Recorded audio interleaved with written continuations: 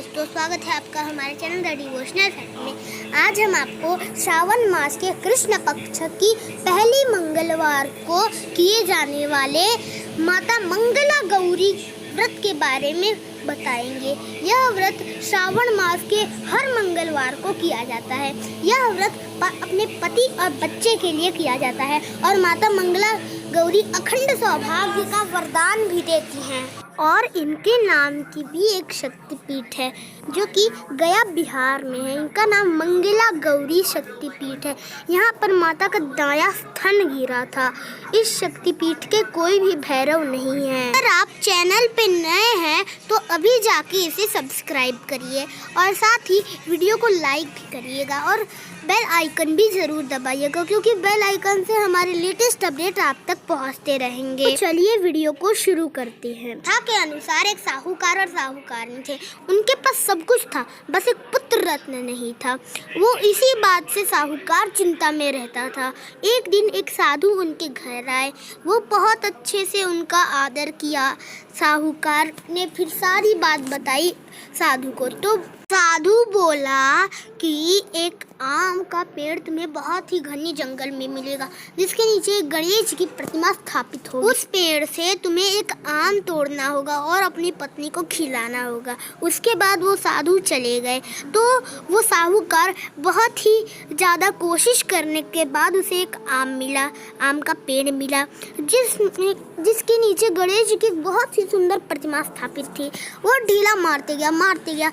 आम तो उसे मिल गया, साथ ही गणेश जी को भी उससे चोट लग गई। तो गणेश जी रुष्ट होकर बोले, जा ए मनुष्य, तू इतना स्वार्थी है कि मुझे चोट पहुंचाया है ना, अब तुझे ही वैसे ही चोट पहुंचेगा। तेरा बच्चा तो होगा माँ मंगला गौरी की कृपा से, लेकिन तेरा बच्चा सिर्फ 21 वर्ष का होकर ही एक सांप डस लेगा और वो मर जाएगा। ऐसा श्राप देके गणेश जी अंतर ध्यान हो गए। उसने बिना पत्नी को बताए उस आम को खिला दिया।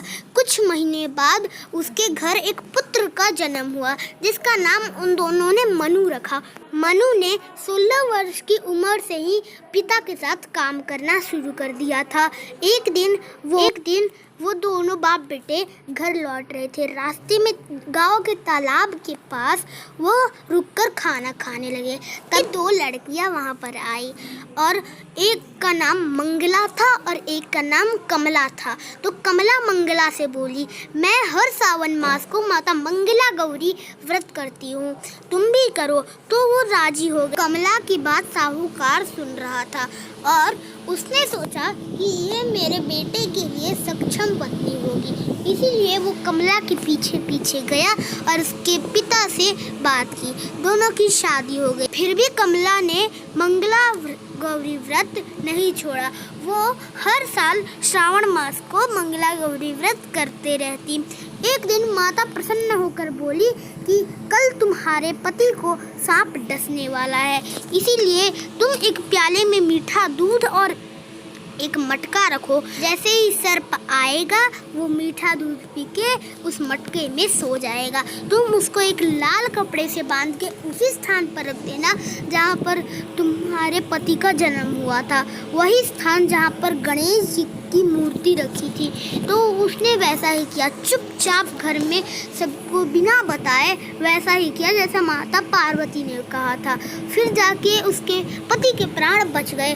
तब सबको बताया तो सबने उसे शाबाशी दी और गांव भर में सारी महिलाएं ने पूछा कमला से कि माता मंगला गौरी व्रत की कैसे किया जाता है। उसके बाद उसने उद्यापन किया माता मंगला गौरी व्रत का। कई ब्राह्मण बुलवाए, उनको दान दक्षिणा देके अच्छे से भेजा और माता मंगला गौरी व्रत का उद्यापन किया। तो कैसी लगी आज की वीडियो हमें ज़रूर बताइएगा फ्रेंड्स। लाइक, सब्सक्राइब और कमेंट जरूर कीजिएगा। धन्यवाद।